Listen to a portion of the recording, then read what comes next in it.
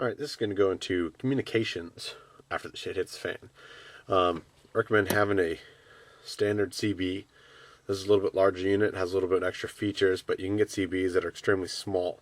I don't keep this permanently mounted in my vehicle. Sometimes it'll be in a work box or something. What I do is I have, and this is, I just pulled this out because I'm actually installing a stereo, but while I had it out, I thought I'd show you. I have the cords all wired into the power. I actually use a fairly, pull this all the way, a fairly non-attractive antenna. It's a soft rubber antenna, flexible, looks sort of like a cheesy, car antenna. It works great for me because I don't break a lot of the fiberglass whips off with all the trees and stuff that I go with. It is not as powerful as some of the taller whips will be. There are some nice fire sticks and stuff, and I'll show you later a different part of the video that I do have other ways to attach antenna on. But this doesn't look like I have a CB antenna. This looks like I have a normal AM/FM antenna, which in fact it is.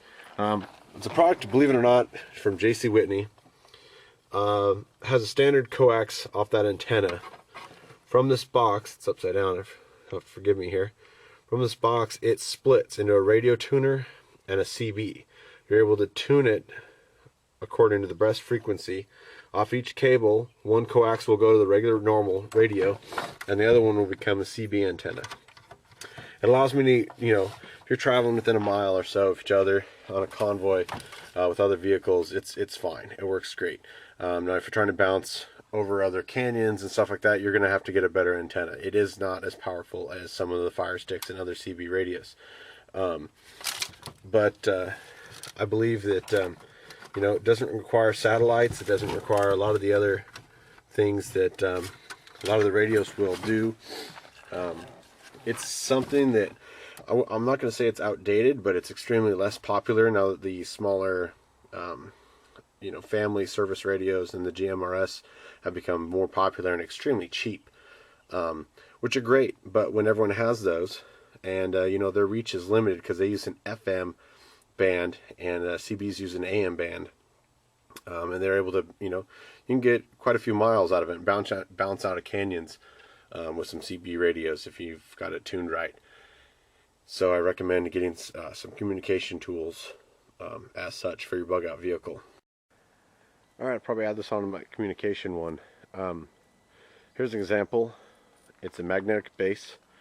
I have it tuned in the middle here. It is on a nice little spring. It's an extremely strong magnet. If you make sure the base is clean.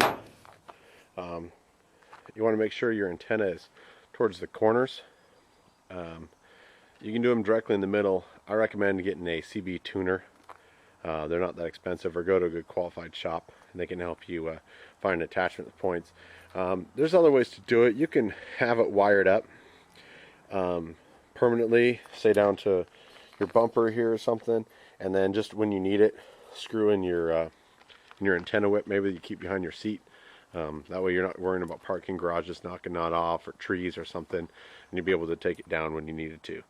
I do recommend going to a qualified shop if you haven't done it before, and they can tune it up perfectly for you.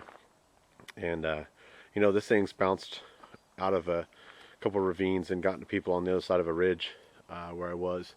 And it's not terribly tall. It may look tall from where I'm standing, but it's not that big. There's a lot bigger whips and antennas you can get. But this is a nice small package, and if I need it, if I need that extra power, I can easily just run this down and in a corner window. I do have the luxury of having these sweet corner windows that they don't make in cars anymore. They really should. But that'll be this part of the communication video.